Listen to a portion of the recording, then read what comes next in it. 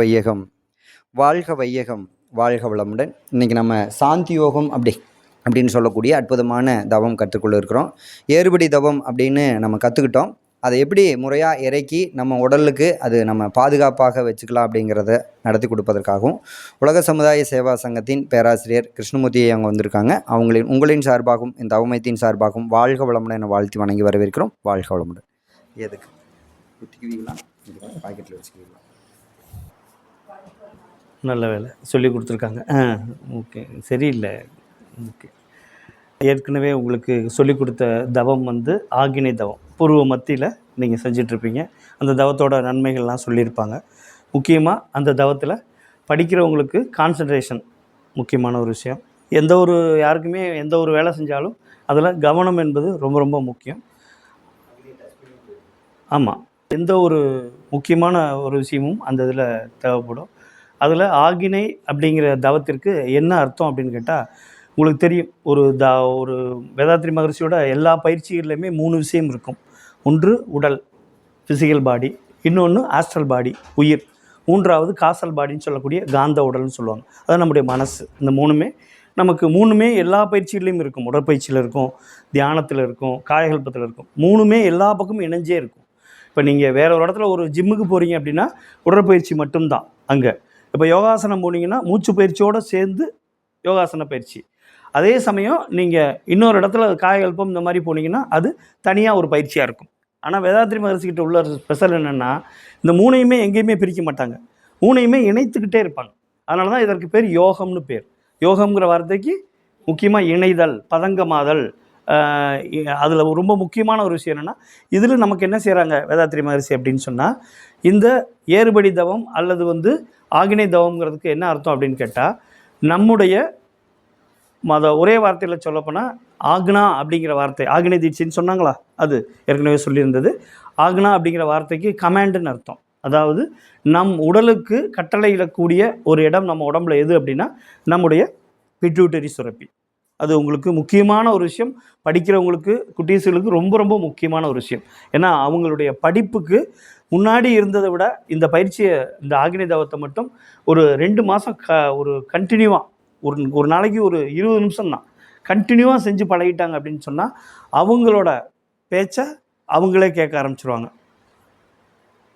ஒருத்தர் சொல்லுவார், என் பேச்சை ஒரு முடிவு எடுத்துட்டேன்னா நானே என் பேச்சை அந்த மாதிரி இல்லை, நம்ம பேச்சை நாமளே கேட்கலாம். அதுதான் ரொம்ப முக்கியம். ஏன்னா சில சமயம் நம்ம ஒரு விஷயத்தில் பிடிவாதமாக இருந்துட்டோம் அப்படின்னா நம்ம என்ன செய்வோம், அந்த பிடிவாதத்திலே தான் இருப்போம். அதில் தீமை இருந்தாலும் என்ன செய்யும், நம்ம மனசு என்ன செய்யும், இல்லை நான் செஞ்சே தருவேன், ஏன்னா நான் முடிவு எடுத்துட்டேன் அப்படின்னு. அப்படி இல்லை, ஒரு விஷயத்தை தவறுதலாக முடிவு எடுத்தால் கூட அந்த விஷயத்தை சரியாக மாற்றிக்கிற ஒரு கட்டத்தில் நமக்கு அட்வைஸ் பண்ணுறாங்க யாரோ, வேண்டாம், இது தப்பு, இப்படி பண்ணேன்னா உனக்கு நஷ்டம், அல்லது உனக்கு வேண்டாத ஒரு வேலை, அப்படிலாம் சொல்கிறாங்க. அப்போ நம்ம அறிவு திருந்தக்கூடிய அறிவாக இருந்துச்சுன்னா அதை என்ன செய்யும்னா, ஆமாம் தப்பு தான், நாம் இதை செய்யக்கூடாது அப்படின்னு என்ன செய்யும், தனக்குத்தானே தன்னைத்தானே திருத்தி கொள்ளக்கூடிய ஒரு அற்புதமான வேலை செய்யும். ஸோ அந்த வேலையை செய்யக்கூடிய வேலை இந்த உடல் சம்மந்தப்பட்ட விஷயத்துலையும் உயிர் சம்மந்தப்பட்ட விஷயத்துலையும் எது முக்கியமானது அப்படின்னு கேட்டால் இந்த ஆகினை தவத்திற்குரிய தீட்சை ரொம்ப முக்கியமானது. ஸோ அப்போ அந்த தீட்சையை நீங்கள் எடுத்துக்கிட்டு நீங்கள் தொடர்ந்து செய்யும்போது ஒரு குறைஞ்சது 4 நாள், அல்லது இன்னும் சொல்லப்போனால் ஆழமாக செய்கிறதா இருந்தால் 7 நாள் வரைக்கும் செய்யணும். அது எப்போ வரைக்கும் செய்யணும் அப்படின்னு கேட்டால், இந்த இடத்துல ஒரு நல்ல அழுத்தமும் ஒரு வலி என்ற ஒரு அதாவது ஏறக்குறைய பார்த்திங்கன்னா ஒரு அழுத்தம். இது இன்னும் ஒரு அர்த்தத்தில் எப்படி சொல்கிறாங்க அப்படின்னு கேட்டால், இந்த இடமே என்ன செஞ்சாங்க, தவம் செய்து செய்து இந்த பூர்வ மத்திய வெளுத்து போயிருங்கிறாங்க, அல்லது கொஞ்சம் வீக்கமாக மாறிடும் அப்படிங்கிறாங்க. அந்த அளவுக்கு அந்த தவத்தோட தன்மையில், ஆகினை தவத்தோட தன்மையில் வெளிப்பாடுகள் இருக்கும். ஏன் அப்படின்னா மிக முக்கியமாக இந்த பூர்வ மத்தியில் இருக்கக்கூடிய இந்த தவம் தான் எல்லா தவத்துக்கும் தொடக்கம். அதனால் இதுதான் பேஸ், பிளாட்ஃபார்ம்னு சொல்லுவாங்க.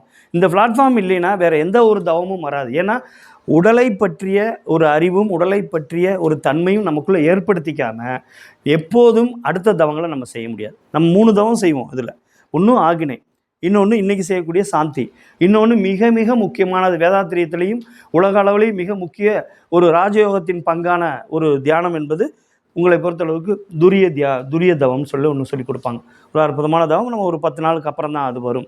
இந்த 2 ப்ராக்டிஸும் நல்லா பண்ணி ஆகினையும் சாந்தியும் நல்லா பண்ணதுக்கப்புறம் அற்புதமாக வரும். ஸோ ஆகினை தவத்தை பொறுத்தளவுக்கு நம்முடைய உடலுக்கு கட்டளையிடக்கூடிய, நம்முடைய உயிருக்கு எந்த விதமான சேதாரம் இல்லாமல் பாதிப்பு இல்லாமல் நம்ம பார்த்துக்கிறதுக்கான ஒரு அற்புதமான தவம். அந்த தவத்தை நீங்கள் புருவ மத்தியில் தொடர்ந்து செய்து நல்ல ஒரு அழுத்தம் பெற்ற பிறகு ஒரு 4 நாள்லேருந்து 7 நாள் பண்ண சொல்கிறாங்க. அதுவும் எப்படி சொல்கிறாங்க, அந்த தவத்தை நம்ம எடுத்துக்கும் போது இப்போ நீங்கள் பண்ணிக்கிட்டு இருக்க ஆகினி தவத்தை எவ்வளவு முடியுமோ அவ்வளவு வலி வந்தாலும் அந்த உபாதை பொறுத்துக்கிட்டு செய்யணும். அந்த அளவுக்கு இந்த தவம் நல்ல ஆற்றல் பெற்ற பிறகு தான் அடுத்து இறங்குபடி தவம் கொடுக்கணும் அப்படின்னு சொல்கிறாங்க. பட் நம்ம காலம் கருதி என்ன பண்ணுறோம், 4 நாளில் அந்த தவம் கொடுத்தோன்னே இந்த தவத்துக்கு நம்ம ரெடி ஆகிட்டோம்.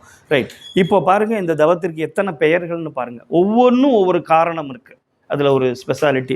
முதல் விஷயம், இந்த தவத்திற்கு இறங்குபடி தவம். ஏன் அப்படின்னா, உங்களுக்கு இந்த தீட்சை ஆகினை தீட்சை மூலமாக ஏறுபடி அப்படின்னு சொல்லக்கூடிய நம்முடைய 5 சக்கரங்களுக்கு மேலே நம்முடைய உடம்புல மூலாதாரத்திலிருந்து ஆகினை வரைக்கும் 6 சக்கரங்கள் மொத்தம். இதில் 5 சக்கரங்களை கடந்து 6வது சக்கரத்தில் கொண்டு போய் வச்சிடறாங்க. ஸோ அதனால் ஏறுபடி தவம்னு சொல்லக்கூடிய இந்த தவத்தை இன்றைக்கி நமக்கு முக்கியமாக இந்த தவத்தில் இருந்து ஒரு 4 நாள்லேருந்து 7 நாள் செய்த பிறகு இந்த தவத்தை இறங்குபடி தவமாக, எப்படி ஏற்றி கொடுத்ததை இறக்கி கொடுக்குறோம், ஏறுபடி இறங்குபடி. ஓகேங்களா? இதுக்கு முன்னாடி இந்த வார்த்தை எங்கேயாவது கேள்விப்பட்டிருமா? ஏற்றி விடப்பா இறக்கி விடப்பா எங்கேயா கேட்டோமா? கார்த்திகை மாதம் கேட்டிருப்போம், மார்கழி மாதம் கேட்டிருப்போம். அதே தான். ஸோ நம்முடைய சக்தியை மிக முக்கியமாக இந்த பஞ்சனை மேல் இருக்கின்னு சொல்லி சித்தர்கள் சொல்லக்கூடிய 5 அணை 5 படிகளுக்கு மேலே ஏற்றி 5 சக்கரங்களுக்கு மேலே ஏற்றி வைக்கக்கூடியது அந்த ஏறுபடி தவம்னு சொல்லக்கூடியது. அதனால் இதை இன்றைக்கி இறக்கி கொடுக்கணும். ஏன் இறக்கி கொடுக்கணும்? ரொம்ப முக்கியமானது. இந்த தவத்தில் அப்படியே இருந்துட்டு போயிடலாமே, ஆக்னியிலே இருந்துட்டு போயிடலாமே அப்படின்னா, எந்த ஒரு புது விஷயமும், அது நல்ல விஷயமாக இருந்தாலும் கெட்ட விஷயமாக இருந்தாலும், இந்த உடல் உயிர் மனம் பழக்கமாகிற வரைக்கும் அதற்கு ஒரு ஓய்வு கொடுக்கணும். அல்லது அது நம்ம பழக்கமாகிற வரைக்கும், அது பழக்கமாகிற வரைக்கும், ஒரு கெட்ட பழக்கமாக இருந்தாலும் சரி, நல்ல பழக்கமாக இருந்தாலும் சரி. இப்போ ஒரு 4 நாளைக்கு முந்தி, ஒரு புதன்கிழமைக்கு முன்னாடி காலையில் 5 மணிக்கு எந்திரிப்போம்னு நம்ம நினச்சோமா? மிட் நைட்டில் 5 மணிக்கு எந்திரிப்போம்னு நம்ம நினச்சோமா? நினைக்கல. அது மட்டும் இல்லை, நம்ம எந்திரிச்சிட்டு நாம் கிளம்பும்போது முதல் நாள் கூட பிரச்சனை இல்லை, சந்தோஷமாக அனுப்பிச்சி வச்சுருப்பாங்க நம்ம வீட்டில் மாலை மரியாதையோட. 2வது நாள் நம்ம எந்திரிச்சோன்னு எப்போ போகிறேன்னு கேட்பாங்க. 3வது நாள் அலாரத்தை ஆஃப் பண்ணுறியா, வெளியே போறியான்னு கேட்பாங்க. ஸோ எல்லா வீட்லேயும் தினம் திட்டு வாங்கிட்டு தான் எந்திரிச்சு வருவான். அதெல்லாம் விட கொடுமையான விஷயம் என்னென்னா, எந்திரிச்சிட்டு எல்லா பயிலும் தூங்குறத பார்த்தா நமக்கு அவ்வளோ பொறாமையாக இருக்கும். இவங்களாம் தூங்குறாங்களே, நம்மளை மட்டும் இப்படி அநியாயத்துக்கு கொள்கிறாங்களே. இல்லைன்னா தான் 5 ஃபோன் வந்துருமே இங்கேருந்து. ஸோ அதனால் நம்ம பொறுத்தளவுக்கு பார்த்திங்கன்னா, ஒரு நல்ல விஷயமாக இருந்தாலும் ஒரு 4 நாளைக்கு முந்தி நமக்கு இது ஒரு பழக்கம் தெரில, ஆனால் இன்றைக்கி ஒரு பழக்கத்துக்குள்ளே வந்திருக்கும். ஸோ நல்ல விஷயமாக இருந்தாலும் அதற்கு என்ன வேணும்னா பயிற்சி வேணும். அது மட்டும் இல்லை, அந்த நல்ல விஷயத்தை தொடர்ந்து நம்ம செய்வதற்கு ஒரு முயற்சி வேணும். அதனால் இந்த பயிற்சிக்கும் முயற்சிக்கும் இடையில, பயிற்சி என்பது நம்ம எடுத்துக்கிட்ட உடற்பயிற்சி, காயகல்பம், தியானம். இப்போது நாம் அடுத்து எடுத்துக்கிறதுக்கு ஒரு முயற்சி, இந்த பயிற்சியில் இன்னும் தெளிவாக செய்கிறதுக்கு என்னென்னா, இந்த ஒரு 4 நாளில் இந்த ஆற்றல் ஆகினி தவத்தில் நம்முடைய மூலாதாரத்தில் இருக்கக்கூடிய அந்த சக்தி முழுவதுமாக உச்சிக்கு ஏறி புருவ மத்தியில் ஏறி நல்ல ஒரு ஆற்றலை கொடுத்துருக்கும். இந்த ஆற்றலை நம்ம தக்க வச்சுக்கிறதுக்காக, ஏன் அப்படின்னா உங்களுக்கே தெரியும், ஒரு நல்ல பயிர் வளர்க்கணும் அப்படின்னா அந்த பயிர் என்ன செய்யணும், நல்லா வேலியிட்டு காக்கிறது மாதிரி ஒரு தெய்வீகத்தன்மையிலையும் ஆன்மீக முயற்சியிலையும் இப்படி தான். ஒரு நல்ல விஷயத்தை நம்ம கற்றுக்கிறதா இருந்தால் அந்த விஷயத்துக்கு ஃபஸ்ட்டு காபந்து, அதை பாதுகாக்கணும். அந்த பாதுகாப்பு எப்படிப்பட்டதாக இருக்கணும் ஆன்மீகத்தில் அப்படின்னா, அதற்கு ஒரு காப்பாக நம்ம வச்சுருக்கணும். அப்போது இந்த தவத்தில் 2வது இந்த தவத்தில் ஒரு மிக முக்கியமானது என்னென்னா, அதை ஏற்றி கொடுத்ததை இறக்கி மூலாதாரத்திலே திருப்பி கொடுக்குறோம். ஏன் அப்படின்னா, நமக்கு இந்த பழக்கம் இல்லாத ஒரு இடத்துல ஒரு நல்ல சக்தியாக இருந்தாலும் இது உயர்த்தி கொடுத்ததுக்கப்புறம் மனசுக்குள்ளே என்ன மனமும் சரி உடலும் சரி இந்த புது விதமான உணர்வை ஏற்றுக்கிறது கொஞ்சம் பழக்கமாகும். அதனால் என்ன செய்கிறாங்கன்னா, இறக்கி அதை எங்கேருந்து தொடங்கி கொடுத்தாங்களோ, எங்கேருந்து தொடங்கி கொடுத்தாங்க, மூலாதாரத்தில் எந்த இடம், அதுக்கு என்ன இடம் பர்டிகுலராக சொன்னாங்க, முதுகு தண்டுக்கு அடிப்பகுதி அப்படி சொன்னாங்க. இன்னொன்று மிக முக்கியமான ஒரு வார்த்தை சொல்லியிருப்பாங்க, காயல்பத்தோடு சேர்ந்து சொல்லும்போது ஒரு வார்த்தை சொன்னாங்க, எந்த இடத்துல இருந்து எடுத்துகிட்டு வந்தோம் அப்படின்னு ஞாபகம் இருக்குங்களா? எந்த இடத்துல இருந்து எடுத்துகிட்டு வந்தோம் அப்படின்னு சொல்லி, வித்து சக்தி அப்படின்னு சொல்லக்கூடிய செக்ஸுவல் கிளாண்டில் இருந்து தான் நம்முடைய உடலில் இருக்கக்கூடிய உயிர் இருக்குது. அந்த உயிர் இருக்கிறதுனால தான் இதுக்கு பேர் உயிர் சக்தின்னு ஒரு பேர். ஸோ அந்த உயிர் சக்தியை தான் இப்போ உயர்த்தி நமக்கு கொடுத்துருக்காங்க. அப்போ உயிர் சக்தி வேறொரு இடத்துக்கு பழக்கமாகறதுக்கு முன்னாடி அது என்ன செய்யும், கொஞ்சம் அவஸ்தைப்படும். அப்போது இந்த ஆற்றலை நாம் முதல் முறையாக பெற்றதுனால மீண்டும் இறங்குபடி தவத்தில் என்ன பண்ணணும்னா, இப்போது இன்றைக்கி அதே இடத்துல திருப்பி இறக்கி கொடுத்துருவாங்க. ஏற்றி கொடுக்கும்போது என்ன செஞ்சாங்க, முதுகுத்தண்டு வழியில் மேலே இப்படி கொண்டு வந்து இந்த இடத்துல இப்படி கொண்டு வந்து புருவ மத்தியில் வச்சு இந்த இடத்துல நினைவை வச்சுக்கோங்க அப்படின்னு சொன்னாங்க. அப்புறம் ஒரு இனிப்பு கொடுத்து அந்த இடத்துல நினைவு வச்சுக்க சொன்னாங்க, தாள ஓசை கொடுத்து நினைப்பு வச்சுக்க சொன்னாங்க. இப்போ என்ன செய்யப்படுறாங்கன்னா, இன்றைக்கி ரொம்ப ரொம்ப சிம்பிள், ஒன்றும் செய்ய மாட்டாங்க. அதே இடத்துல இருந்து 3 முறை அப்படியே இறக்கி கொண்டு வந்து முதுகு தண்டு கடியில் வச்சுட்டு ஒரு நிமிஷம் அந்த இடத்துல நல்லா அழுத்தி உங்களுக்கு அந்த துடிப்பையோ அழுத்தத்தையோ உணர்வையோ அந்த இடத்துல கொண்டாந்து வச்சுருவாங்க. ரொம்ப ரொம்ப சிம்பிள். இந்த தவத்தில் வேறு ஒன்றும் கிடையாது. இனிப்பு கிடையாது, பெல் சவுண்டு கிடையாது, எந்த ஒரு கஷ்டமும் இல்லை. நீங்கள் இறங்குபடி தவமான இந்த தவத்தை அனுபவிக்கலாம். இதற்கு 2வது பெயர் கருதவம்னு பேர். உங்களுக்கு ஏற்கனவே இப்போ சொன்ன மாதிரி தான், நம்ம மூலாதாரம்னு சொல்லக்கூடிய அந்த ஹாட் ஸ்பாட்டை எந்த இடம்னு சொல்லுவாங்க, சித்தர்களோட பாஷையில் சொல்லப்போனால் ரொம்ப அழகான ஒரு வார்த்தை சொல்லுவாங்க. அதாவது கரெக்டாக அந்த செக்ஸுவல் கிளாண்டுங்கிறது நமக்கு எங்கே இருக்குதுன்னு சொல்கிறதுக்கு சொல்லுவாங்க. எருவாய்க்கும் கருவாய்க்கும் மத்தியிலன்னு சொல்லுவாங்க.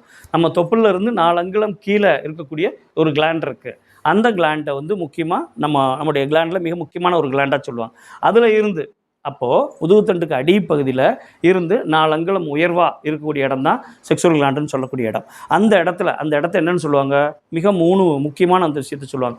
நம்முடைய இந்த ஃபிசிக்கல் பாடிக்கான வித்துநாதமும், ஆஸ்ட்ரல் பாடிக்கான அந்த உயிர் துகளும், இந்த காசல் பாடின்னு சொல்லக்கூடிய இந்த 3வது உடலான காந்த உடலுக்கு மையமான இடம் மூலாதாரம். அந்த இடத்துக்கு பேர் நீங்கள் சொல்லும்போது அது மூலாதாரம்னு சொன்னாலும் ரொம்ப சிறப்பு தான். அதான் ரொம்ப சிறப்பு. இந்த 3 உடலுக்குமே அதுதான் அடிப்படையாக இருக்குது.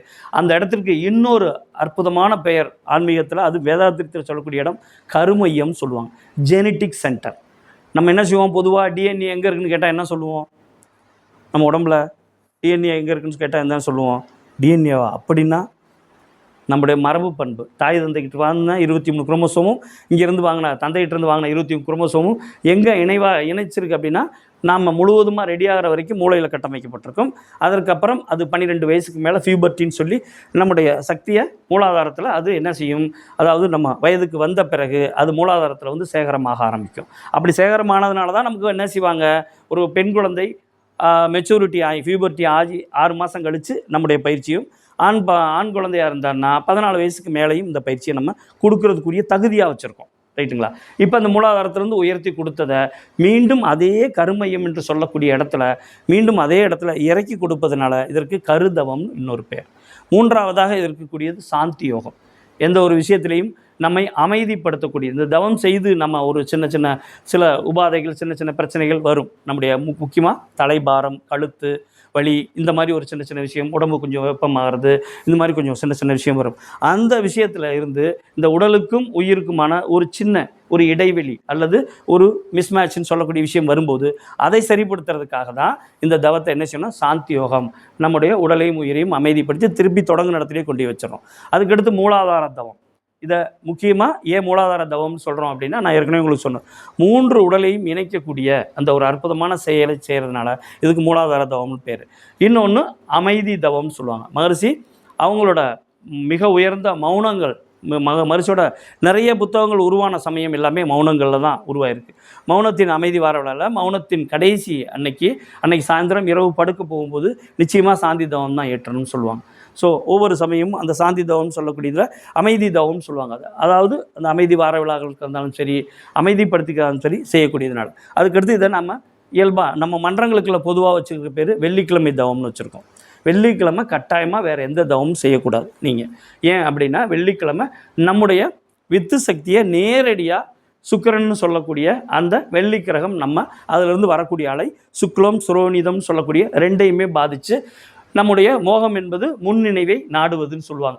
நாம் எப்படி பிறந்தோம், 2 உடலுக்கு 2 உணர்வுகளுக்கு பிறந்ததுனால நம்முடைய வெள்ளிக்கிழமை அந்த தூண்டுதல் வரும்போது நம்முடைய எண்ணம் மீண்டும் அதே நினைவில் போய் பழகிரும். அதனால் வெள்ளிக்கிழமை நிறைய சமயங்களில் மதங்களில் அதை ஒரு பழக்கமாக வச்சுருக்காங்க. வெள்ளிக்கிழமை கட்டாயமாக உடல் சுத்தம், வீடு தூய்மை அதெல்லாம் பண்ணி அதுக்கப்புறம் கோயிலுக்கு போயிட்டு நல்ல நினைவுகளோடு அன்றைக்கி இருந்தோம்னா இந்த எண்ணங்களை நம்ம என்ன செய்யலாம், பாசிட்டிவாக மாற்றிக்கலாம். அந்த வரக்கூடிய அந்த சுக்கிரன்லேருந்து வரக்கூடிய ஆற்றலை அற்புதமான பாசிட்டிவாக மாற்றிக்கலாம்னு சொல்லக்கூடியதுனால தான் வெள்ளிக்கிழமை இந்த கட்டாயமாக அந்த தவத்தை பண்ணணும். வெள்ளிக்கிழமை காலையிலையும் பண்ணணும், சாயந்தரம் பண்ணணும். ஒருவேளை சாயந்தரம் பண்ண முடியலைன்னா சனிக்கிழமை காலையிலையும் பண்ணணும். ஸோ 2 வேளையும் பண்ணக்கூடிய ஒரு அற்புதமான தவம்.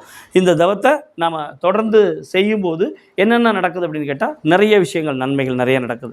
முதல் விஷயம், இந்த தவத்தை நம்ம தொடர்ந்து செய்யும்போது நடக்கக்கூடியது, முதல்ல நம்முடைய உணர்ச்சி வசப்படக்கூடிய தன்மை குறையும். நமக்கு ஏற்படக்கூடிய அடிக்கடி டென்ஷன் ஆகிறோம் பார்த்தீங்களா, அது குறையும். சின்ன நோய்கள், நம்முடைய சின்ன நோய்கள் ஒன்றும் இல்லை, நம்ம டென்ஷன் ஆகிறது மட்டும் இல்லை, நமக்கு ஏற்படக்கூடிய ஒரு சிலருக்கு பார்த்திங்கன்னா திடீர்னு எங்கேயாவது வெளியில் தண்ணி குடித்தா உடனே ஒரு மாற்றம் வரும். சளி பிடிச்சிக்கும்பாங்க. கொஞ்சம் லைட்டாக டஸ்ட் ப்ராப்ளம் இருந்துச்சுன்னா வரும்னு சொல்லுவாங்க. உடலில் வலி, அதாவது நம்முடைய உடலில் இருக்கக்கூடிய ஸ்ட்ரென்த்தனில் சின்ன சின்ன ஒரு பெயின், ஒரு சின்ன விஷயம் கூட தாங்கிக்க முடியாத அந்த தன்மையெல்லாம் வரும். ஸோ அந்த மூலாதாரம் என்பது உயிருக்கான மையம். அப்போ அந்த உயிருக்கான மையம், அதாவது நம்ம உடம்புல எனர்ஜியை உருவாக்குற இடம் மூலாதாரம். அந்த இடத்துல நம்ம கவனம் செலுத்தி, மனதை செலுத்தி அந்த இடத்துல தவம் செய்யும்போது நம்ம உடம்புக்கு தேவையான எல்லா ஆற்றலும் அங்கேருந்து என்ன செய்யுது, சர்ப்ளஸாக சப்ளை பண்ணப்படுது.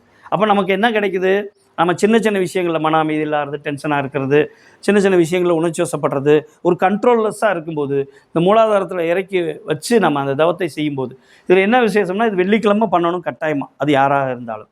ஆனால் மீதி நாட்களில் இப்போ நம்ம சனிக்கிழமையிலேருந்து பண்ணுறோம், ஏதாவது ஒரு தவம் பண்ணுறோம். இப்போ இன்றைக்கி ஆக்னிக்கு தவம் கற்றுக்கிட்டீங்க, அதுக்கடுத்து துரிய தவம்னு ஒன்று சொல்லி கொடுப்பாங்க. இந்த ஏறுபடி தவங்கள்லாம் நீங்கள் செய்யும்போது உங்களுக்கு என்ன விஷயம்னா, என்றைக்காவது ஒரு நாள் கொஞ்சம் சாயந்தர நேரம் ஒரு மாதிரியாக ஏதோ மழை வந்திருக்கு, இல்லை இந்த வெயிலே ரொம்ப உஷ்ணமாக இருக்குது, தூங்க முடியல, ஒரு மாதிரி நீங்கள் அன்கம்ஃபர்டபுளாக ஃபீல் பண்ணுறீங்க அப்படின்னா, அப்பையும் இந்த சாந்தி தவத்தில் நம்ம இருக்கலாம். ஒன்று. ரெண்டாவது ஒரு விஷயம் என்னென்னா, சரியான தூக்கம் வரல, இரவு நேரங்களில் தூக்கம் வரலையா, அப்போ இந்த சாந்தி தவத்தில் இருக்கலாம். இதில் என்ன ஒரு விஷயம்னா, இந்த சாந்தி தவத்திற்கு நீங்கள் ஒரு எக்ஸ்ட்ரா ஒரு ப்ராக்டிஸ் பண்ணணும். என்ன அப்படின்னா, மீதி தவங்கள்லாம் ஒரு சனிக்கிழமை, ஞாயிற்றுக்கிழமை, திங்கக்கிழமை, செவ்வாய்க்கிழமை, புதன்கிழமை, வியாழக்கிழமை 6 நாள் பண்ணுவீங்க. ஆனால் இது ஒரே ஒரு நாள் பண்ணுறதுனால இது உடனடியாக சடனாக என்ன செய்யணும், அந்த இடத்துல உணர்வு வராது. அப்போ என்ன செய்யணும், நமக்கு உணர்வு வரலைன்னா மகரிஷியை நம்ம ஏற்கனவே சொன்னோம், உடற்பயிற்சி இந்த பயிற்சிக்கு உதவும் அப்படின்னு சொல்லி. அதனால் மிக முக்கியமாக இந்த கால்களை முட்டி அப்படி சேர்த்து வச்சு ஒரு பயிற்சி பண்ணுறீங்கல்ல, அந்த பயிற்சி, அந்த உடற்பயிற்சியே இந்த சாந்தி தவத்திற்கு, இந்த மூலாதாரத்துக்கு வலு ஏற்படுத்தும். ஸோ அதனால் அந்த பயிற்சியிலேயே அந்த விஷயம் இருக்குது. அதே போல் நீங்கள் காயகல்பம் செய்யும்போது அசுனி முத்திரை பண்ணுறீங்க. இந்த அசுனி முத்திரையை தொடர்ந்து பண்ணும்போது மூலாதாரத்தில் மனம் நன்றாக நிற்கக்கூடிய தன்மை வரும். அது இல்லாமல் ஒரு எக்ஸ்ட்ரா ஒரு ப்ராக்டிஸ் என்னென்னா, சாப்பிட்டுட்டு 3 நேரம் சாப்பிட்றோம், 3 நேரம் தானே சாப்பிட்றோம், ஏதாவது எக்ஸ்ட்ரா எதுவும் போயிட்டுருக்கா, சரி கணக்கில் வரலைன்னா விட்டுறலாம். ஸோ 3 நேரம் சாப்பிட்றோம். இந்த 3 நேரம் சாப்பிடும்போது சாப்பிட்ட உடனே நீங்கள் என்ன வேலை வேணாலும் பார்க்கலாம். ஏதோ ஒரு வேலை, நீங்கள் பாத்திரம் கழுவலாம், இல்லை உட்காந்து டிவி பார்க்கலாம், இல்லை பக்கத்து வீட்டுக்காரங்க கூட சண்டை போடலாம், என்ன வேணாலும் செய்யலாம். அந்த ஒரு 3 நிமிஷம் மனதை மூலாதாரத்தில் வச்சுருக்க சொல்கிறாங்க. ஸோ நம்முடைய முதுகுத்தண்டு கடியில் மூலாதாரத்தில் வச்சுருக்க சொல்கிறாங்க. ஏன் அப்படின்னா 2 நன்மை. ஒன்று, எந்த விதமான உணவாக இருந்தாலும் அது ஜீரணமாகக்கூடிய தன்மையை அதிகப்படுத்தும். முக்கியமாக நம்ம இதில் ஓ பாசிட்டிவ்காரவங்களுக்கு கொஞ்சம் இந்த செரிமானத்தில் இஷ்யூ இருக்கும். அவங்க நம்ம பயிற்சியிலேயே மேக்ஸிமம் சரியாயிரும். அது இல்லாமல் இந்த சாந்தி தவத்தில் இன்னும் ஒரு சிறப்பு என்னென்னா, செரிமான சக்தியை தூண்டும், நல்லா தூண்டும். அது மட்டும் இல்லை, நம்முடைய உணவு முறையை 3 விதமாக சொல்லுவாங்க. நம்முடைய முரட்டுத்தன்மையை தரக்கூடிய ரஜோகுணமும், மந்தத்தன்மையை தரக்கூடிய தாமச குணமும், அதே போல் நல்ல விதமான தன்மையை தரக்கூடிய சாத்வீக குணமும் உள்ள உணவுகள்னு சொல்லுவாங்க. ஆனால் சொல்ல முடியாது, நம்ம உணவுகள் ஏதாவது ஒரு மாற்றம் இருந்தாலும் இந்த தவம் செய்யும்போது அந்த சாத்வீகத்தன்மை கூடி நமக்கு செரிமான சக்தியும் கூடும்போது நம்முடைய இந்த தவத்தினால, இந்த மூலாதாரத்தில் நம்ம 3 நிமிஷம் மனசை வச்சுருக்கிறதுனால செரிமான சக்தியும் கூடி நல்ல விதமான எனர்ஜியும் கொடுக்கும். ஸோ இதெல்லாம் இந்த சாந்தி தவத்தில் உள்ள நன்மைகள். இதை விட பெரிய நன்மைகள் என்ன அப்படின்னு பார்க்கும்போது, மிக முக்கியமாக நமக்கு பரம்பரையாக இருக்கக்கூடிய நோய்கள், ஹெரிட்டரி இம்பேக்ட்ஸ் எத்தனை இருக்குதுன்னு சொல்லுவாங்க. பரம்பரையாக நமக்கு எத்தனை விதமான நோய்கள் இருக்குதுன்னு சொல்கிறாங்க. நீங்கள் எதாவது படிச்சிருக்கீங்களா? நம்ம படித்த விதத்தில் டாக்டர் வேறு இருக்காங்களா, பரம்பரையாக எத்தனை நோய் வருகிறது அலோபதியிலேயே சொல்கிறாங்க. நான் ஒரு 2-3 நாளைக்கு முந்தி தான் அதை ஒரு விஷயமாக தேடும்போது கிடச்சிது. 3400 நோய்கள் பரம்பரையாக வருதுன்னு சொல்கிறாங்க. ஆனால் நாம் என்ன செய்கிறோம், சக்கரை வியாதியை, இந்த மாதிரி சின்ன சின்ன விஷயங்களை பார்க்குறோம். அஷ்டகர்ம நோய்கள்னு சொல்லக்கூடிய, அம்மாவுக்கு வயிற்றில் புண்ணு இருந்தாலோ, கர்ப்பப்பை வாசலில் புண்ணு இருந்தாலோ, இந்த மாதிரி சின்ன சின்ன விஷயங்கள்லாம் நம்ம என்ன சொல்கிறோன்னா, இதெல்லாம் அஷ்டகர்ம நோய்கள், இதெல்லாம் வரும் அப்படின்னு சொல்கிறாங்க. ஆனால் 3400 நோய்கள் லிஸ்ட் அவுட் பண்ணியிருக்கான். இந்த அளவுக்கு இதெல்லாம் பரம்பரையாக தாய் தந்தையிட்டது நமக்கு வருதுன்னு. ஸோ அந்த நோய்களில் அதோட வீரியத்தை பொறுத்து அதோட நோய்கள், அந்த நோய்களில் காயகல்பமும் சரி, இந்த சாந்தி தவமும் சரி நமக்கு மிகப்பெரிய நன்மையை தரும். ஸோ அதிலிருந்து நம்மளை காப்பாற்றக்கூடிய ஒரு அற்புதமான வேலைகளை செய்யுது. அதாவது ஒரு மேஜிக் மாதிரின்னு வச்சுங்களேன். பெண்களுக்கு இது ஒரு வரம்னே சொல்லுவோம். இந்த சாந்தி தவம்ங்கிறது ஒரு பெண்களுக்கு ஏன் வரோம் அப்படின்னு சொல்கிறாங்க அப்படின்னா, முக்கியமாக பெண்களுக்கு ஏற்படக்கூடிய உடல் பிரச்சனைகள். ஃபஸ்ட்டு எடுத்தோடனே மூட் ஸ்கிப்பு, அதாவது ஒரு பீரியட்ஸுக்கு முன்னாடி வரக்கூடிய ஒரு 3 நாள் 5 நாளைக்கு முன்னாடி வரக்கூடிய ஒரு மன இறுக்கம், இது ஒன்று. அதுக்கடுத்து ஒரு விஷயம்னா இர்ரெகுலர் சமாச்சாரம், ஓவர் ப்ளீடிங், இந்த மாதிரி இருக்கக்கூடிய சொல்ல முடியாத பல விஷயங்கள் நம்ம அம்மாக்கிட்ட கூட சில சமயங்களை ஷேர் பண்ணிக்க மாட்டேங்கிறோம். இந்த மாதிரி சின்ன சின்ன விஷயங்கள்லாம் இந்த மூலாதாரத்தில் தவம் செய்யும்போது, ஏன்னா மற்ற ஆகினை தவமோ நீங்கள் கற்றுக்க போகிற துரிய தவமோ நீங்கள் என்ன செய்வீங்கன்னா பீரியட்ஸ் டைமில் செய்ய மாட்டீங்க. ஆனால் செய்யலாம், ஆனால் செய்ய மாட்டீங்க. ஆனால் இந்த சாந்தி தவம் அந்த சமயத்தில் செய்யும்போது ஏகப்பட்ட ஒரு விஷயம் நமக்கு கண்ட்ரோல் ஆகுது. பிசிஓடி ப்ராப்ளம், இந்த பிசிஓஎஸ் ப்ராப்ளம், இந்த மாதிரி ஏற்கனவே யாருக்காவது இருந்துச்சுன்னா இதெல்லாம் கூட என்ன ஆகுதுன்னா இந்த தவத்தின் மூலமாக மெல்ல மெல்ல மெல்ல அது இயல்பு நிலைக்கு வந்து நம்முடைய உயிராற்றல் திணிவு பெறும்போது, இந்த உடம்புல எங்கேயாவது ஒரு ஹார்மோனில் இன்செஃபிஷியன்ட் இருக்கும்போது அதையும் சரி பண்ணும். ஸோ கொஞ்சம் நஞ்சம் இல்லை, இந்த தவத்தை பொறுத்தளவுக்கு அந்த 5 நாட்களும் 3 நாள்லேருந்து அந்த 5 நாட்களும் பெண்கள் இந்த சாந்தி தவத்தில் இருக்கலாம். ஆனால் உட்கார்ந்து இருக்கணும்னு அவசியம் இல்லை. படுத்த நிலையிலையோ இல்லை செவுத்தில் சாஞ்சிருந்த நிலையோ, உங்களுக்கு எது கம்ஃபர்டபுளாக தோணுதோ, சோபாவில் படுத்திருந்த நிலையிலையோ மூலாதாரத்தில் மனதை செலுத்தி இந்த தவத்தை செஞ்சால் போதும். அதை செய்கிறதுக்கு உங்களுக்கு பல விதமான அடிப்படை இருக்குது. இந்த உடற்பயிற்சி, அதுக்கடுத்து உடற்பயிற்சி அப்போ செய்ய மாட்டீங்க. நார்மலாக நீங்கள் அடிக்கடி அஸ்வினி முத்திரை செய்துக்கிட்டே இருக்கும்போது ஒரு கான்சன்ட்ரேஷன் அந்த மூலாதாரத்தில் ஏற்பட்டுச்சு அப்படின்னா ஏற்படும். அதே போல் சாப்பிட்டோன்னே ஒரு 3 நிமிஷம், இது 2வது. 3வது, நீங்கள் தண்ணி குடிக்கும்போது சாப்பிடும் போதெல்லாம் நினைவு அந்த இடத்துல வச்சுருந்தீங்க அப்படின்னா ரொம்ப ரொம்ப சிறப்பாக அந்த இடத்துல அந்த எண்ணம் வந்துடும். இது மட்டும் இல்லை, இது ஒரு காரணம். நம்முடைய கருதவம் சொல்லக்கூடிய அமைப்பில் நமக்கு இருக்கக்கூடிய பரம்பரை நோய்கள்லேருந்து இந்த மாதிரி சின்ன சின்ன பிரச்சனைகள் இல்லாமல் பெரிய பிரச்சனைகளான ஒரு சில விஷயங்கள்லேருந்து நம்மளை காப்பாற்றுது. இந்த தவம் செய்து தவ ஆற்றல் நம்ம உயர்த்தி வச்சுருக்கும்போது நம்ம இந்த தவ ஆற்றலை சிதைவு பண்ணக்கூடிய பல விஷயங்கள் இருக்குது. பல விஷயங்கள் சிதைவு பண்ணும். நம்முடைய இதுகளில் பார்த்திங்கன்னா ஒரு நெகட்டிவான ஒரு பர்சன்ஸ் கூட நம்ம இருக்கும்போது, ஒரு பெரிய கூட்டத்தில் இருக்கும்போது, ஒரு பஸ்ஸில் போகும்போது, ஒரு பெரிய கூட்டங்கள் நம்ம போய் இருக்கும்போது, அப்புறம் பார்த்திங்கன்னா மிக முக்கியமாக இறந்தவர்கள் வீட்டுக்கு போகும்போது வேதாத்ரி மகர்ஷியோட வேலையை பாருங்கள். எப்படியெல்லாம் நம்மளை வந்து ஒரு ஒரு பாதுகாப்பு வளையத்துக்குள்ளே வச்சுக்கணும், பாதுகாப்பு வளையத்துக்குள்ளே ஒரு யோக மார்க்கத்தில் இருக்கிறவங்க, ஒரு ஆன்மீகத்திலேயோ ஒரு ஸ்பிரிச்சுவல் கான்சியஸ் இருக்கவங்க எப்படியெல்லாம் தன்னை காப்பாற்றிக்கணுங்கிற ஒரு விஷயத்தில் நாம் இந்த மாதிரி ஏதாவது ஒரு இறந்தவங்க வீட்டுக்கு போகும்போது உங்களுக்கே தெரியும், இறந்தவங்க வீட்டுக்கு போயிட்டு வந்து ஒரு 2 நாளைக்கு 3 நாளைக்கு, அது ரொம்ப நெருங்கிய சொந்தமாக இருக்கட்டும், நெருங்காத சொந்தமாக இருக்கட்டும், ஆனால் போயிட்டு வந்தால் ஒரு டயர்ட்னஸ் இருக்குது. என்ன காரணம் நாம் சொல்லுவோம்? எதனால் இறந்தவங்க வீட்டுக்கு போனால் டயர்ட்னஸ் வருது நாம் சொல்லுவோம்? என்ன காரணமாக இருக்கும்? பொதுவாக நம்மளுடைய அபிப்பிராயம் என்ன? என்னங்க என்னங்க அழுகிறதுனால டயர்ட்னஸ். சில பேர் அழுகிற மாதிரி இருக்கும், அப்பாடா அப்படின்னு கூட இருப்பாங்க. அதனால் வந்து அது ஒரு காரணமா அப்படின்னு பார்த்தா இயல்பான காரணம். ஒரு இறந்த வீட்டில் நிறைய பேர் அந்த சோகத்தில் அந்த வீட்டு சம்மந்தப்பட்டவங்க சாப்பிட்ருக்க மாட்டாங்க, தூங்கியிருக்க மாட்டாங்க. இது ரொம்ப 2வது முக்கியமான விஷயம். அப்போது அவங்க உடல் ஆற்றல் கம்மியாக இருக்கும். அவங்ககிட்ட நம்முடைய வார்த்தைகளை சொல்லணும்னா ஜீவகாந்தம் கம்மியாக இருக்கும். நம்மக்கிட்ட இருந்து அந்த ஆற்றலை எடுத்துக்குவாங்க. ஸோ இது வந்து நம்ம போகும்போது எங்கே குறைவாக இருக்கோ, இந்த தெய்வீக சக்தியோட அந்த பஞ்சபௌதியத்தில் ஒரு அற்புதமான வேலை என்னென்னா, இப்போ கூட சமீபத்தில் கேள்விப்படுறோம், வெப்பச்சலனம் மூலமாக ஒரு பக்கம் வெப்பம் இருந்துச்சுன்னா ஒரு பக்கம் அந்த கடல் காற்று என்ன செய்யுது, இந்த வெப்பமான பகுதிக்கு வந்து சரி பண்ணுறதுக்காக கடல் காற்று ஒரு சமன்படுத்துது. இந்த பஞ்சபௌதியத்தில் எல்லாமே என்னாச்சுன்னா எங்கெல்லாம் குறைவுபடுதோ அங்கே இயற்கை என்ன செய்யும், இந்த சூழ்ந்தழுத்து மாற்றலால் எல்லாத்தையும் சமன் செய்துக்கிட்டே இருக்கும். அப்போ நமக்குமே என்ன செய்யணும், நம்மக்கிட்ட ஆற்றல் அதிகமாக இருக்கும்போது அவர்களுக்கு என்ன செய்யும், அது இழப்பாக நம்மக்கிட்ட இருந்து சிதைவாக அவருக்கு போயிடும். ஆனால் அது மட்டும் இல்லை, 2வது ஒரு மேஜரான ஒரு வேலை இருக்குது. அதுதான் நம்ம யாருக்கும் கண்ணுக்கு தெரியாத ஒரு விஷயம். என்னன்னா, இறந்த அந்த உடலில் இருக்கக்கூடிய அந்த ஆன்மா, மகரிஷியோட வார்த்தையில் சொன்னால் 3 அடியிலிருந்து 10 அடி உயரத்தில் அந்த ஆன்மா அந்த உடலோடு தொடர்பில் இருக்கும். இப்போ அந்த ஆன்மாவிற்கு என்ன தேவை அப்படின்னா, இந்த உடலுக்குள்ளே மீண்டும் நான் உள்ளே போகணும்னு சொல்லக்கூடிய ஒரு பிரயத்தனம், ஒரு முயற்சி பண்ணிக்கிட்டு இருக்கும் அது. அப்போது யாரெல்லாம் அதை சுற்றி 3 அடிக்குள்ளே, அந்த உடம்பை சுற்றி 3 அடிக்குள்ளே யாரெல்லாம் நம்ம போகிறோமோ அவரோட ஆற்றலாம் அது இழுத்து எப்படியாவது உள்ளே போக முயற்சி பண்ணிகிட்டே இருக்கும். இது வந்து உங்களுக்கு மேக்சிமம் தெரியாது. அந்த ஒரு ஆற்றல் இழப்பு தான் உங்களுக்கு பெரும் பிரச்சனையை உருவாக்குது. அந்த ஆற்றல் இழப்பு தான் உங்களுக்கு என்ன செய்யுது அப்படின்னா, நோய் எதிர்ப்பு சக்தி நமக்கெல்லாம் இருந்தாலும் பல விஷயத்தில் பலவீனப்படுறோம், நம்ம இந்த விஷயம் வருது. அப்போது என்ன நடக்குது அப்படின்னா, இந்த சக்தியை இழப்பு ஏற்படுது.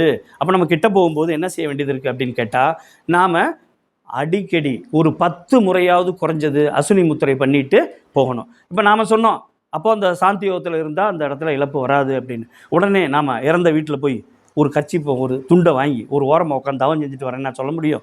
அப்படி இல்லை. ஒரு 10 முறை அஸ்வினி முத்திரை போட்டுட்டு அமைதியாக அவங்களுக்கு சொல்லி கொடுத்துருப்பாங்களே, அஸ்வினி முத்திரைக்கு எவ்வளோ டைம் வேணும், எவ்வளோ செகண்ட் வேணும்னு சொல்லியிருப்பாங்க. ஒவ்வொரு தடவையும் பண்ணும்போது ஞாயிற்றுக்கிழமை நடத்துனாங்களே, ஒவ்வொரு அஸ்வினி முத்திரை பண்ணும்போது டாக்டர்லாம் சொல்லக்கூடாது, இது என்ன பிட் அடிக்கிற இடமா? சொல்லுங்கப்பா, நீங்கள் சொல்லுங்கள், பயிற்சி எடுத்தாங்க. 10 தடவை செய்யணும். ஒவ்வொரு தடவையும் செய்யும்போது எத்தனை செகண்ட் பண்ணணும்னு சொன்னாங்க? சொல்லலையா? ஓகேவா? சுருக்கிறதுக்கான நேரம் 4 செகண்டு, 5வது செகண்டு விடுவதற்கான, இறுக்கி பிடிச்சிட்டு விடுவதற்கான நேரம். அதாவது 1 2 3 4 5 விட்டுறணும். திரும்பி இந்த மாதிரி தான் 10 டைம்ஸ் பண்ணணும். அந்த மாதிரி நீங்கள் என்ன செய்யணும், 10 முறை அமைதியாக செய்யணும். இப்போ அந்த விஷயத்தை நீங்கள் பர்ஃபெக்டாக செய்கிறீங்களான்னு உங்களுக்கே ஏன்னா இப்போ ஞாயிற்றுக்கிழமை ஆரம்பிச்சிருப்பீங்க, உங்களுக்கு அந்த பர்ஃபெக்டாக செய்கிறீங்களான்னு தெரியறதுக்கு என்ன செய்யணும்னா, தொப்புள் மேலே உள்ளங்கையை வச்சுக்குங்க. நம்ம உடற்பயிற்சியில் இந்த பயிற்சி பண்ணுறோம்ல, அது மாதிரி வெறும் உள்ளங்கையில் தொப்புள் மேலே வச்சுக்கோங்க. வச்சுட்டு மெல்ல இந்த அசுனி முத்திரையை செஞ்சு பாருங்கள். கரெக்டாக அந்த அசுனி முத்திரையை கீழே அப்படியே நல்லா அந்த ஆனஸ் மசில்ஸ் நல்லா உள்ளே சுருங்கும் போது இந்த தொப்புளை சுற்றி இருக்கக்கூடிய மசில்ஸ் உள்நோக்கி இப்படி மெதுவாக சுருங்கும். அப்போ பர்ஃபெக்டாக நீங்கள் பண்ணுறீங்கன்னு அர்த்தம். ஓகேவா? அப்போ நீங்கள் அதை ஒரு உங்களுக்குள்ள செல்ஃப் ஜஸ்டிஃபைவாக வச்சுக்கோங்க. வச்சுக்கிட்டு நீங்கள் பண்ணும்போது இந்த ஆற்றல் கூடும். அப்போது அந்த மாதிரி ஒரு 10 முறை பண்ணிவிட்டு நீங்கள் போனீங்கன்னா அற்புதமான ஒரு விஷயம் நடக்கும். 2வது, ஆண்களாக இருந்தாலும் பெண்களாக இருந்தாலும் பீரியட்ஸில் இருக்கிறவங்க உணவு சமைக்கும்போது என்ன சொல்கிறாங்க அப்படின்னா, நாம் இந்த மூலாதாரத்தில் மனதை வைத்திருக்கும்போது அவர்கள் தயாரித்த உணவில் அந்த ஜீவகாந்த சக்தி கம்மியாக இருக்கும். ஏற்கனவே உங்களுக்கு ஒரு உதாரணம் சொல்லியிருப்பாங்க. ஒருத்தர் மாவு கரைச்சா நல்லா பொங்கி வரும். ஒருத்தர் குழம்பு வச்சாங்கன்னா ஒரு நாள் 1.5 நாளைக்கு மேலே கெடாமல் இருக்கும். இந்த 2 பேருக்குள்ள யார்கிட்ட ஜீவகாந்த சக்தின்னு சொல்லக்கூடிய சக்தி ரொம்ப சிறப்பாக இருக்குது அப்படின்னு சொன்னால், யார் குழம்பு வச்சாங்கன்னா அதிக நாள் கெடாமல் இருக்கோ அவர்களுக்கு இந்த ஜீவகாந்த சக்தி அதிகமாக இருக்குதுன்னு அர்த்தம். குறைவாக இருக்கவங்களுக்கு என்ன செய்யுதுன்னா, அது இந்த மாவை புளிக்க வைக்கக்கூடிய தன்மையை ஏற்படுத்துதுன்னு சொல்லுவாங்க. பல வீட்டுகளில் மாமியார் கரைச்சி வச்சா தான் மாவு பொங்கும். இதிலேருந்தே நம்ம சில விஷயங்களை அடிப்படையாக தெரிஞ்சுக்கலாம். என்ன தெரிஞ்சுக்கலாம்? அவ்வளோதான், முடிஞ்சு போச்சா? ஸோ அதனால் இந்த மாதிரி சின்ன விஷயங்களை நம்ம வச்சு பார்க்கும்போது நம்முடைய இந்த மாதிரி கெட்ட விஷயம் அடுத்தது உங்களுக்கு நான் திருப்பி சொல்கிறேன், ஒரு சின்ன ஒரு செடியாக இருந்தாலும் அதை வேலி போட்டு வளர்க்குற மாதிரி உங்களுக்கு இந்த சக்தியை ஒரு நல்ல சக்தியாக இருக்குது. இதை உங்களுடைய பெட் அனிமல்ஸ், உங்களுடைய வீட்டில் வளர்க்கக்கூடிய பூனையோ நாய்க்குட்டியோ அதுக கிட்ட வரும்போதும் அது எப்போயுமே உங்களுக்கு தெரியும், அடி வயிற்றில் தான் படுத்துக்கும். ஏன்னா அந்த பேங்க்ரியாஸ்ன்னு சொல்லக்கூடிய கணையம் தான் நம்ம உடம்புல ஹீட்டை பார்த்துக்கூடிய தன்மை. அதுக்கு அடுத்து மூலாதாரம். இந்த இடத்துல இருந்து அதோட ஆற்றலை அது எடுத்துக்கும். அதனால் நமக்கு என்ன செய்யும், நம்ம விளையாடும் போது சந்தோஷமாக இருக்கும். ஆனால் அது என்ன செய்யுது, நம்முடைய ஆற்றலை எடுத்துகிட்டு போயிடும். அந்த ஆற்றலை எடுத்துகிட்டு போகிறதுனால நமக்கு அந்த பலவீனம் வரும். ஸோ கொஞ்சம் இந்த நாய்க்குட்டி பூனை இதுகள்கிட்ட இருந்து, பூனை ஏதாவது தேவைன்னா தான் கிட்ட வரும், ரொம்ப செல்ஃபிஷான ஒரு ஜந்து அது. ஆனால் நாய்க்குட்டி அப்படி இல்லை, எப்போதும் சந்தோஷமாக அது மடியில் படுத்துக்கிறதெல்லாம் பண்ணும். அப்போ அந்த மூலாதாரத்தில் இருக்கிறதுக்கு பழகிக்கிங்க. ஏன்னா நாய்க்குட்டி நம்மக்கிட்ட இருக்க எனர்ஜி எடுத்துக்கிறது பிரச்சனை, அதுக்கு எனர்ஜி எங்கேருந்து வேணாலும் கிடைக்கும். ஆனால் நம்ம எனர்ஜிக்கு எங்கே போகிறது, நாம் நாயாக அலையணும் அப்புறம், அதனால வேண்டாம். அதனால் இந்த சக்தியை குறைச்சிக்கிறதுலேருந்து நம்ம விடுபட்டுக்கலாம். இது 2வது. 3வது ஒரு விஷயம், நம்ம நிறைய கூட்டங்களில் இருக்கிறப்ப இந்த சக்தி இழப்பு ஏற்படும். ஸோ இது எல்லாத்துலேயுமே இப்போ நீங்கள் இன்றைக்கி ஆக்னேய தவம் பண்ணிட்டு போகிறீங்க அப்படின்னா, நீங்கள் போய் ஒரு பஸ்ஸில் பிரயாணம் பண்ணும்போது ஒரு கூட்டமாக இருக்கும்போது கூட நீங்கள் என்ன செய்யலாம் அப்படின்னா, அன்றைக்கி ஆக்னேய தவம் பண்ணியிருக்கோம் சாந்தி தவம் பண்ணக்கூடாதுலாம் இல்லை, நீங்கள் உடனே சாந்திக்கு போயிடணும். அப்போ சாந்திக்கு போகணுன்னா அஸ்வினி முத்திரை தொடர்ந்து ஒரு 10 தடவை பண்ணிவிட்டு ஒரு 2-3 செகண்டு அப்படியே இறுக்கி பிடிச்சு, அதுக்கு என்னென்னு சொல்லுவோம், இறுக்கி பிடிக்கிறதுக்கு மூலபந்தம். Very good. அந்த மூலபந்தம்ங்கிற ஒரு விஷயத்தை பண்ணிவிட்டு அப்புறம் நினைவு அங்கேயே செலுத்திருந்தீங்கன்னா உங்களுக்கு இழப்பு ஏற்படாது. எத்தனை வகையில் இழப்பு ஏற்படுதோ அத்தனை வகையில் நம்ம பண்ணுறோம். சரி, வரவு ஏதாவது இருக்குமா? இந்த மாதிரி இயற்கையிலேருந்து நமக்கு ஒரு வரவு ஏற்படும்னா அது இந்த தியானத்தின் மூலமாக வரவு ஏற்படுது. நிறைய வரவுகள் சொல்லுவாங்க, 4 விதமான வரவு ஏற்படுது. உணவு மூலமாக நமக்கு இந்த சக்தி வருது, அது நமக்கு பொதுவாக தெரியும். அதுக்கடுத்து உணவு, தண்ணி, அதுக்கடுத்து காற்று, அதுக்கடுத்து கோள்களிலிருந்து வரக்கூடிய அலை, 4வதாக மிக முக்கியமானது பூமியோட மையத்திலிருந்து வர்றது. இது இல்லாமல் முக்கியமானது என்ன அப்படின்னு கேட்டிங்கன்னா, இந்த மயில், இந்த மாதிரி மான், இந்த மாதிரி உயிரினங்கள், பசு, இதுகிட்டிருந்து என்ன செய்யுதுன்னு கேட்டிங்கன்னா, நமக்கு அதுகளோட அருகாமை போகும்போது அதுகிட்டிருந்து பாசிட்டிவ் ஆற்றல்னு சொல்லக்கூடிய ஆற்றல் நமக்கு வருது. ஸோ இதெல்லாம் அதுபோல் பொன், வெள்ளி, இந்த மாதிரி உலோகங்கள்லேருந்தும் வருது. கற்களில் சில சமயம் இந்த ஜோடியாக்னு சொல்லக்கூடிய இந்த கற்களில் புஷ்பராகம், இந்த மாதிரி கற்கள்லேருந்தும் வருது. இந்த மாதிரி நிறைய விஷயங்களில் நமக்கு என்ன செய்யுதுன்னா வரவும் செய்யுது. நம்ம காப்பாற்றிக்கிற ஒரு விஷயத்தில் எப்படி நம்ம இது பண்ணிக்கிறோமோ இந்த அண்மைகள்லாம் நமக்கு கிடைக்கும்போது பயன்படுத்திக்கிறோம். ஓகேவா? ஆக மொத்தம் இந்த தவத்தை ஒரே வரியில் சொல்லப்போனால் நம்மை எந்த சமயத்திலையும் காக்கக்கூடிய விஷயம். உடல் ரீதியாக நமக்கு லேசாக ஒரு காய்ச்சல் மாதிரி இருக்குது, தலைவலி மாதிரி இருக்குது, மத்தியான நேரத்தில் பார்த்திங்கன்னா நிறைய டயர்ட்னஸ் இருக்கும். பெண்கள்லாம் நிறைய வீடுகளில் பார்த்துக்கலாம், சாப்பிட்டு மத்தியானம் ஒரு 2 மணி 2:30 மணிக்கு சாப்பிட்டதுக்கப்புறம் எங்கே கிடக்குறாங்கன்னு அவங்களுக்கே தெரியாது. பல வீடுகளில் அப்படியே கிடக்கலாம், திறந்தே கிடக்கும். ஒரு 4 மணிக்கு எந்திரிச்சு தேடி பார்ப்பாங்க, எங்கே இருக்கோம், நம்ம பரவாயில்ல நம்ம வீட்டில் தான் இருக்கோம், சந்தோஷம் அப்படின்னு சொல்லிட்டு எந்திரிச்சு சில வீடுகளில் போனால் என்ன காரணம், காலையில் வெள்ளம் எந்திரிக்கிறது, குழந்தைகளுக்கு சாப்பாடு ரெடி பண்ணுறதுன்னு வரும்போது அந்த மத்தியானம் ஒரு ஓய்வு, ஒரு ஓய்வு வரும். அந்த ஓய்வு அது ரொம்ப முக்கியம். இந்த தவத்தில் நமக்கு ரிலாக்ஸேஷன்லேயும் சரி, நம்முடைய இந்த தவத்திலையும் சரி என்ன செய்யுது, காம்பன்சேட் ஆகுது. அப்போ இன்னும் நீங்கள் அந்த சமயத்தில் சுறுசுறுப்பாக இருப்பீங்க. இன்னும் வேணுங்கிறது மகரிஷி பாருங்கள், அந்த பர்டிகுலராக அந்த மதியத்துக்கு மேலே 2 மணிக்கு மேலே நம்ம இந்திய பெண்கள் பொதுவாக நம்ம வீட்டில் மட்டும் இந்திய பெண்கள் அந்த 2 மணிலேருந்து இந்த 6 மணிக்குள்ளே ஏற்படக்கூடிய டயர்ட்னஸை அவர் எப்படி போக்கலான்னு யோசிச்சுக்கிட்டே இருந்தவர் ஜப்பான் போகும்போது இதை கரெக்டாக கவனித்து அங்கே ஒரு ஒரு பயிற்சியை நான் கண்டுபிடிக்கிறாரு. அந்த பயிற்சி தான் நம்மள மான் பயிற்சின்னு ஒரு பயிற்சி கூட சொல்லியிருப்பாங்க. அந்த பயிற்சி பார்த்திங்கன்னா இந்த மதியத்துக்கு மேலே ஏற்படக்கூடிய அந்த ஆற்றல் குறைவை சரி பண்ணக்கூடிய ஒரு அற்புதமான பயிற்சி. ஸோ இதெல்லாம் நமக்கு மகரிஷியை பார்த்திங்கன்னா அப்படியே பின் பாயிண்டில் ஒவ்வொன்றும் காப்பாற்றுறாங்க. அதுவும் பெண்களுக்கு மிக மிக முக்கியமாக அவர்களோட உடலை அவர்களே அசுத்தம்னு நினைக்கக்கூடிய ஒரு அந்த 5 நாள் அப்படி இல்லை. ஆன்மீகத்தில் அப்படிலாம் இல்லை, அது ஒரு பொய். மகரிஷி சொல்லுவாங்க, நான் ஒருத்தர் கேட்கும்போது கூட சொன்னார், ஆன்மீகத்திற்கு என்னுடைய நான் என்னுடைய பெண் வந்து இதாக இருக்கும்போது வீட்டில் மனைவியோ அம்மாவோ சகோதரியோ பீரியட்ஸாக இருக்கும்போது அதை சாப்பிடும்போது அந்த உணவில் எனக்கு அந்த சக்தி குறைபாடை ஏற்படத்தானே செய்யுது, அப்போ ஆன்மீகத்திற்கு எனக்கு தடைதான பெண்கள் அப்படின்னு சொல்லி கேட்கும்போது ரொம்ப தெளிவான ஒரு வார்த்தை சொன்னாங்க. எல்லாரும் அந்த வழியாக தான் பிறந்திருக்கோம். ஸோ அதனால் எப்போதும் உயர்வு தாழ்வு கிடையாது. நீ சாந்தியோகத்தில் இருந்து பழகிக்க, அதை மட்டும் சொல்லே தவிர எந்த ஒரு காரணத்தை கொண்டும் பெண்களோட அந்த குறிப்பிட்ட காலத்தில் ஏற்படக்கூடிய இந்த உடல் பலவீனம் என்பது அந்த கழிவுகளை வெளியேற்றக்கூடிய அந்த உடல் பலவீனத்தை உன்னுடைய ஆன்மீகத்திற்கு தடை என்ற வார்த்தையை எப்போதும் பயன்படுத்தாதம்பர். ஸோ நம்மை பொறுத்தளவுக்கு ஒரு அற்புதமான ஒரு குருவோட அருள் தந்தையோட அவரோட பாதுகாப்பில் நம்ம எப்போதும் இருக்கோம். காலைல எந்திரிச்சிருந்து இரவு வரைக்கும் நம்ம காப்பில் இருக்கோம். அதற்கு தவங்கள் எல்லாத்தையும் இந்த உடல் உயிர் மனம் இந்த 3ஐயும் காக்கக்கூடிய ஒரே ஒரு மந்திரம் சாந்தியோகம். இதை மட்டும் நீங்கள் ஒன்றும் செய்ய வேண்டாம். பர்டிகுலராக அந்த தவத்தை வெள்ளிக்கிழமை மட்டும் விடாமல் செஞ்சுட்டு, வெள்ளிக்கிழமை சாயந்தரம் பண்ண முடியலையா, நிறைய பேருக்கு அந்த வாய்ப்பு இருந்துச்சுன்னா பண்ணலாம். இன்னும் சில பேருக்கு மன இறுக்கம் அதிகமாக இருக்குன்னா 3 நேரம் பண்ண சொல்கிறாங்க. காலையில், மத்தியானம், சாயந்தரம். அதாவது மத்தியானம் அந்த சூரியன் உச்சிக்கு போய் கீழே இதாகிறதுக்குள்ளே சந்தியாவந்தனம் பண்ணுவாங்க, கேள்விப்பட்டிருப்பீங்க நிறைய பேர். இந்த சந்தியாவந்தனமும் அந்த 3 வேளைகளில் பண்ணுவாங்க. அதே மாதிரி காலையில் சூரிய உதயத்துக்கு முன்னாடி, மத்தியானம் சூரியன் இறங்குறதுக்கு முன்னாடி, அந்த சூரியன் உச்சத்தில் இருக்கும்போது, சாயந்தரம் சூரியன் மறைவுக்கு முன்னாடி, இந்த கட்டங்களில் நல்ல ஆற்றல் இயற்கையிலிருந்து கிடைக்கும். அந்த ஆற்றல் நம்ம ரிசீவ் பண்ணி உடல் ஆற்றலாக மாற்றிக்கூடிய ஒரு அற்புதமான மந்திரம், தந்திரம், எந்திரம். இந்த உடம்பு எந்திரம், தந்திரம் என்பது அந்த பயிற்சி, மந்திரம் என்பது மகரிஷியோட இந்த வார்த்தை. இதை பயன்படுத்தி நம்ம பண்ணலாம். ஓகே.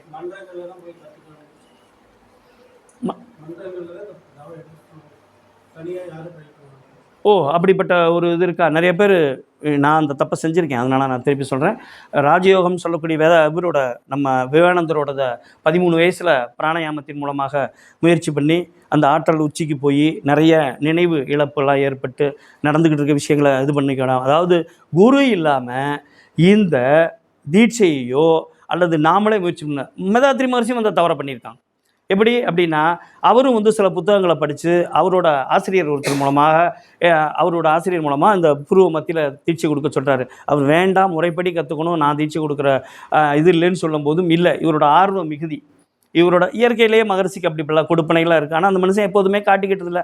ஆனால் என்ன செய்கிறாரு, இந்த தீட்சையை எனக்கு பண்ணணும்னு சொல்லிட்டு, அப்போ அவர் வேணான்னு சொல்லி இவர் பண்ணும்போது புருவ மத்தியில் ஏறி நிற்கும்போது ஒரு வண்டியில், மாரியம்மாள் சொல்கிறாங்க பேராசிரியை, ஒரு வண்டியில் ஒரு பஸ்ஸில் முன்பக்கம் கூட அவரால் ஏற முடியாதான்.